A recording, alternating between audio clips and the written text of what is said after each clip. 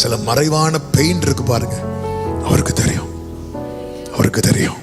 சில மறைவான வழி, வெளியே சிரிச்சுட்டே இருப்போம். அதாவது ரொம்ப பாரம் உள்ளவங்க எதை தேடுவாங்க தெரியுமா? தனியா உட்கார்றதுக்கான ஒரு இடத்தை தேடுவாங்க. இல்லைன்னா அவங்களுக்கு நெஞ்சை வெடிக்கிறது போல இருக்கும்.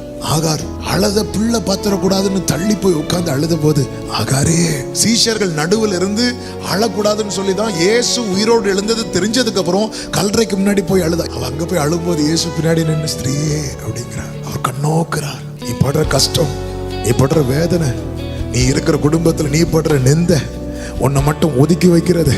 ராகேல் லேயாள அற்பமா எண்ணினார், கர்த்தர் கண்ணோக்கினார். சாப்டர் மாறுது. ராகேல் லேயாள் மேல என்ன பட்டா தெரியுமா? பொறாமைப்பட்டா. ஆகாதென்று தள்ளின கல்லை, ஆகாதென்று தள்ளின கல்லை, ஆகாதென்று தள்ளின கல்லை தலைக்கல்லாய் மாற்றி. க்ளோரி!